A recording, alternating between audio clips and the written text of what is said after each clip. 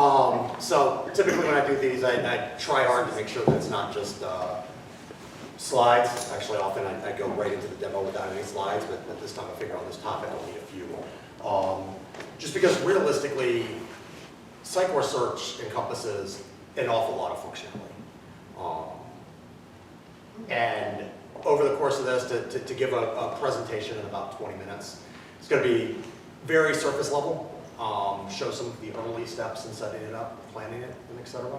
But I wanted to be able to talk a little bit about some of the other aspects of it, so that we're not completely glossy over them. So the first things that we're going to talk about is some of the stuff that needs to be defined as you're thinking through a search implementation. I doubt that it's going to surprise anybody that's been through these with any of the platforms, because at some level, a lot of that is the same no matter what. And then we'll talk about how you set up your attributes, which are really the data elements that the search platform is ingesting. We'll talk about how we set up the sources and use the triggers and extractors there, and then really how we review the catalog. We won't be getting much into today is some of the deeper, how do I actually surface that data through my site and et cetera. That'll have to be left for another presentation another day. So what are we going to define? First of all, really, what features do we want to take advantage of? So, that's where on the left there I've got the why Sitecore Search. So some of the things that we're going to find that it does very well is predictive results. It is incredibly fast, which enables you to actually embed in real time instead of having to have that information cached or stored elsewhere or processed in different ways.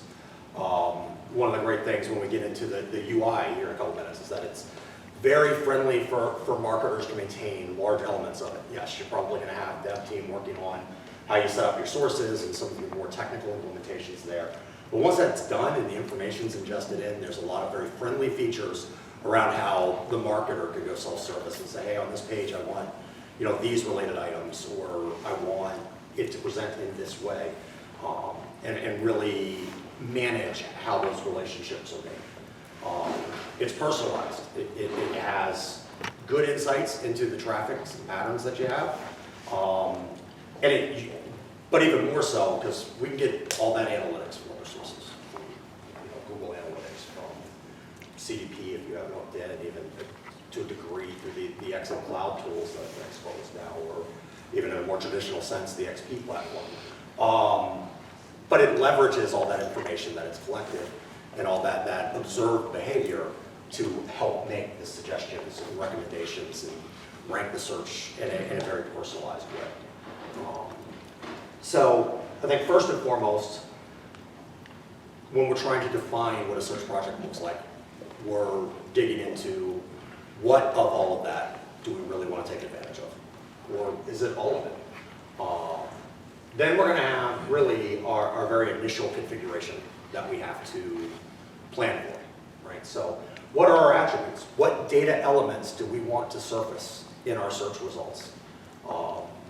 And I'd also caution everybody to be careful that as you start to envision the implementation, search results aren't always exactly what you're thinking of there, right? It's more than just a search page or a keyword search. This platform also does a great job at doing things like finding related items, so you can show some cards that are not interaction driven, but are just, I have this catalog of content, how can I leverage it in different places? And what data am I going to need in order to be able to do that effectively?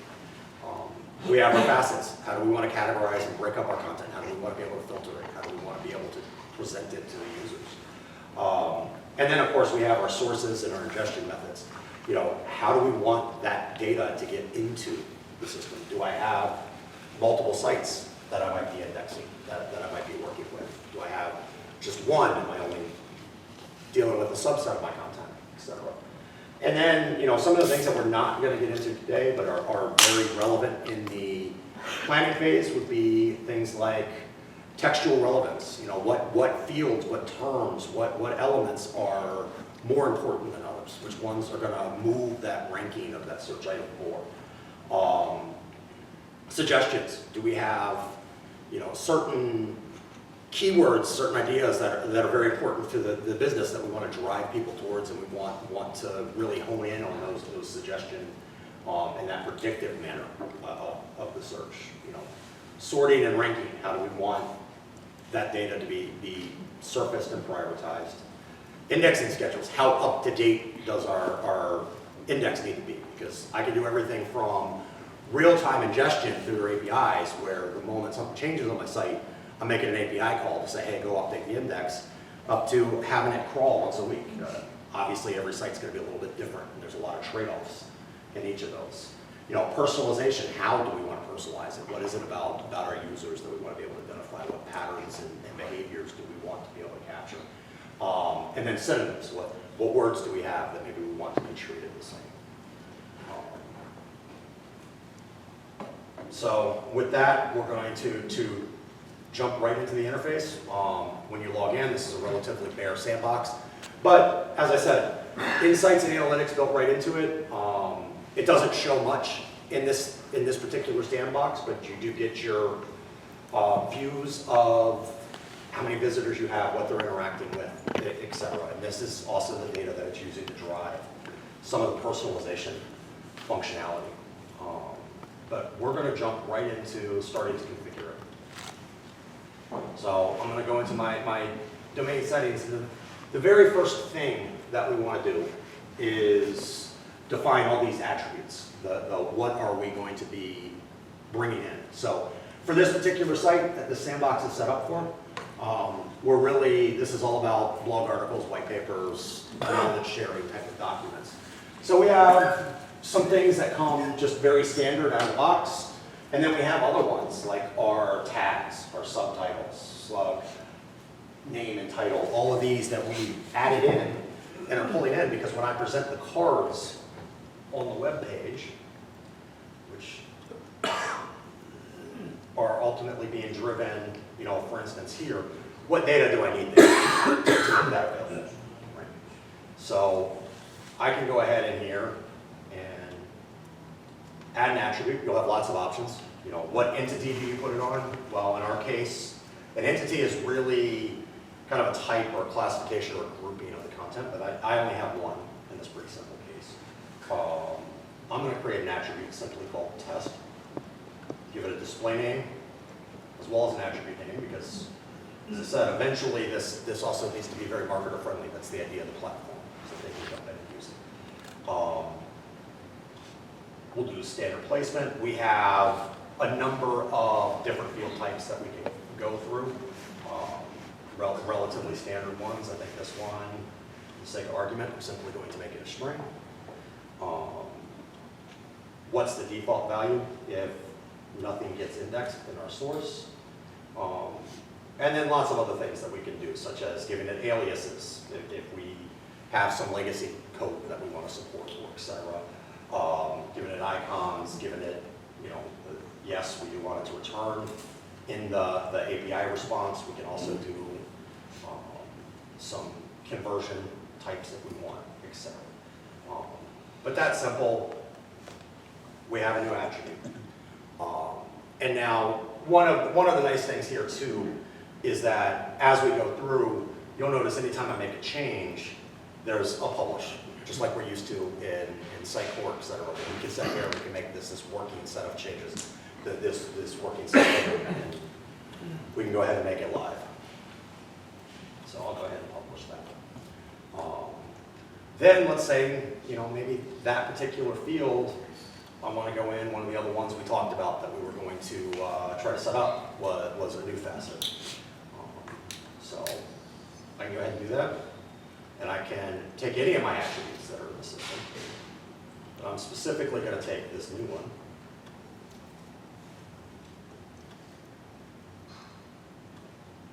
And add it and publish it. And that simply, it makes it a facet that's available to us.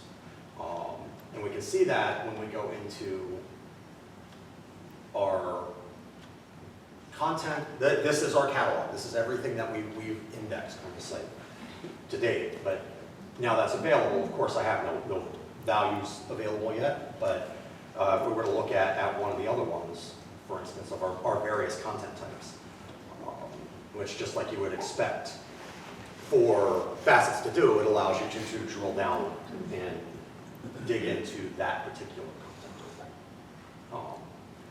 So one of the more interesting ones then becomes, once we've defined what we want to collect and what we want to store in our catalog, in our indexes, the next question is how are we going to get there? And we have a number of options, but it all starts with sources. So I could go back here and you can have as many sources as you want. Again, you might have multiple sites, you might have different sections of the site that you want to treat and behave a little bit differently, or et cetera.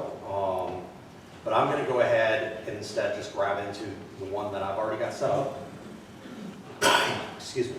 And we're going to have a few different elements that we want to work with here. But the first one being triggers. So if I go all the way down here, yes, there's a lot of extra stuff from locales to just some very general settings, but everything about the indexing really starts from the triggers. The triggers is really just where am I getting this data? I think probably the most standard one is going to be the sitemap in most cases. But we also have the ability to run some JavaScript to go grab data, or an RSS feed. Is anybody still running those nowadays?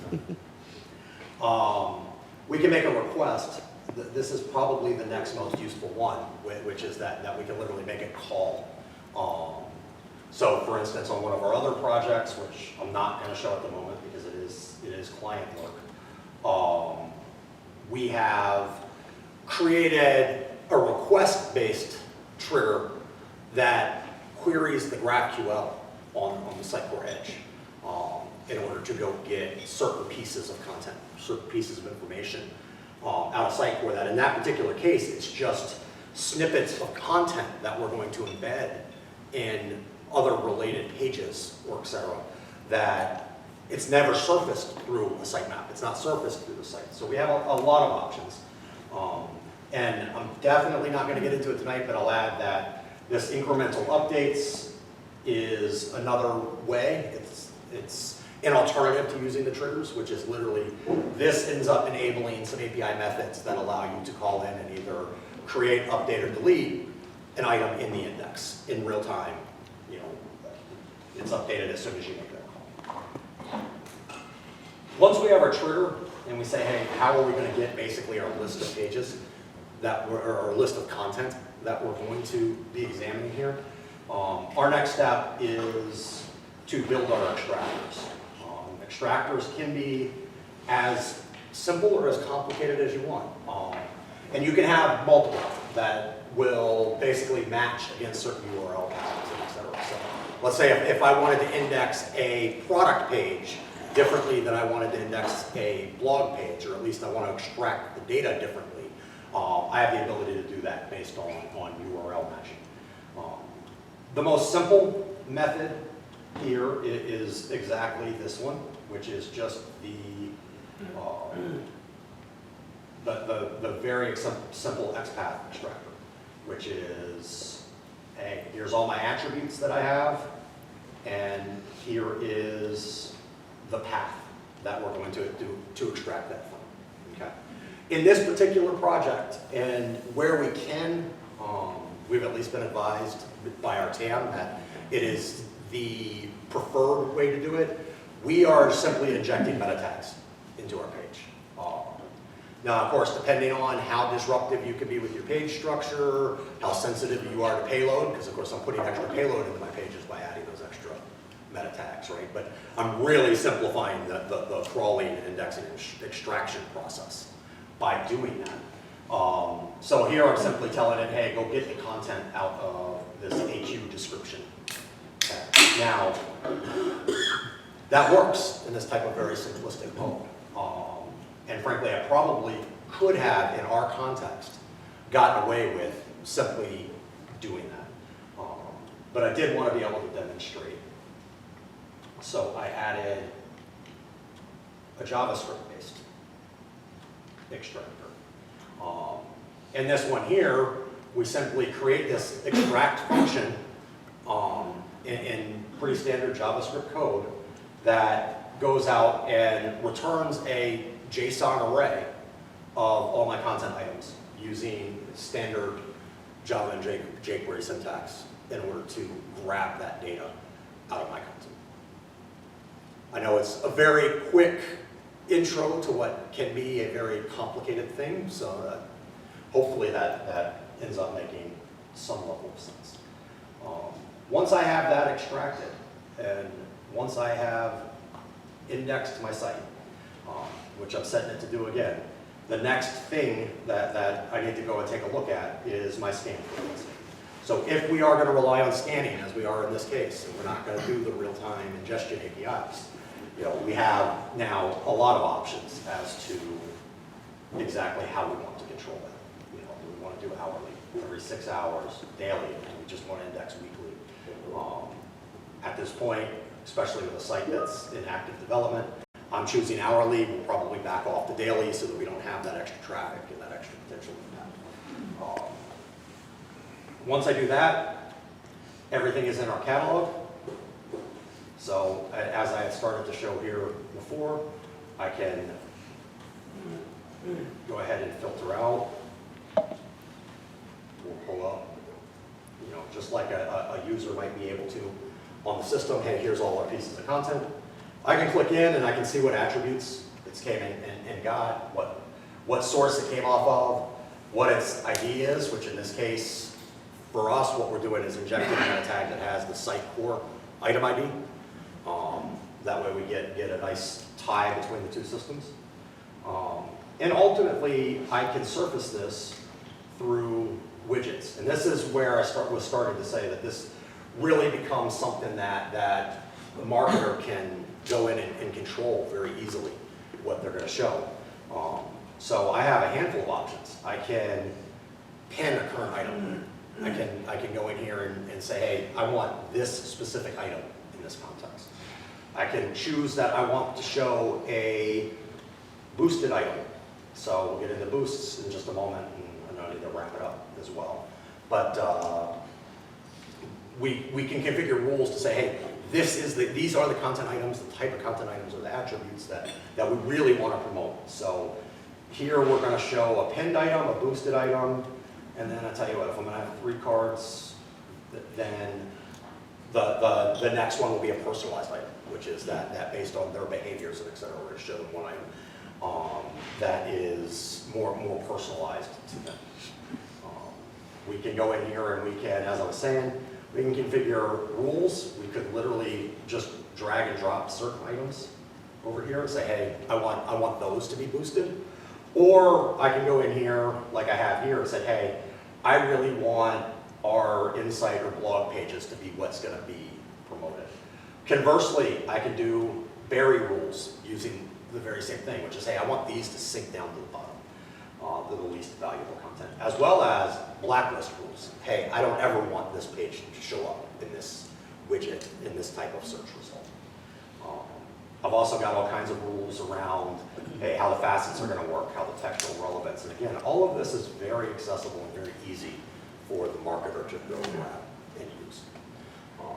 So I think next time we present, or somebody else presents on this, there'll be a lot more about how do we actually start pulling this data out now and showing it and interacting with it. But I think for now, this initial setup is as far as we're able to get in this context.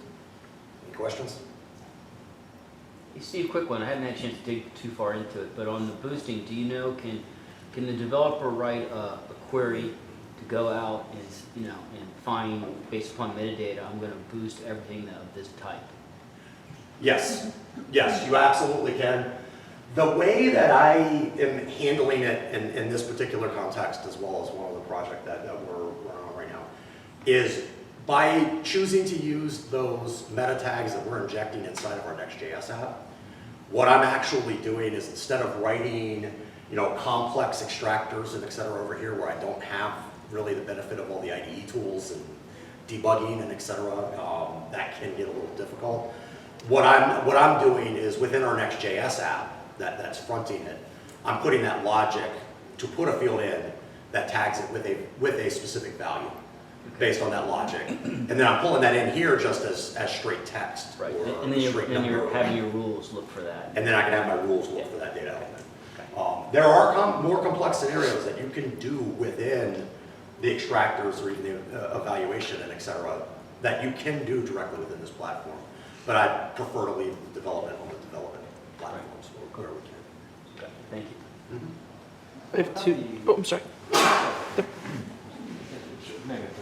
What about, expiration of content, in the sense that as a refresh, I think we briefly touched on it. So if I publish new content to the edge, how would I trigger the indexing? Would you set up, I think there's like an endpoint they call There's a few different things that I can do. And unfortunately, believe it or not, right now, there's not an endpoint that you can call. We were shocked when we got that answer back from Sitecore. But I'm told there will be one soon.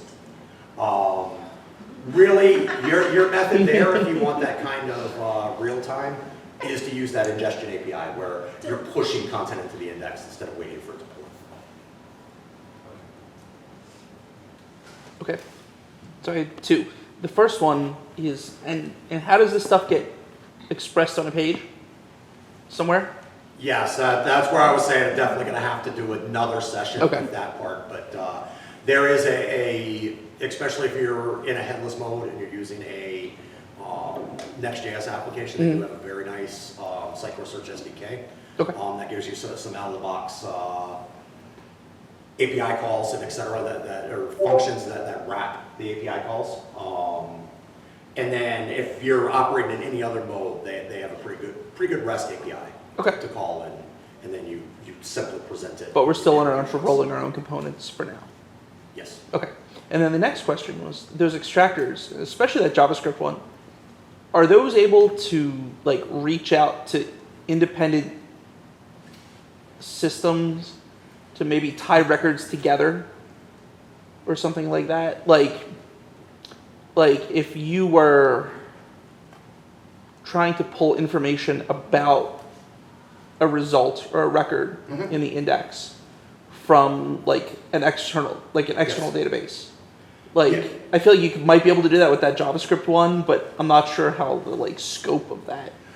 It gets very complicated, but yes, for instance, one of the other Sitecore Search projects that we're doing right now is a site that a very large component of it is their job listings. They have thousands of job listings that they're putting out there.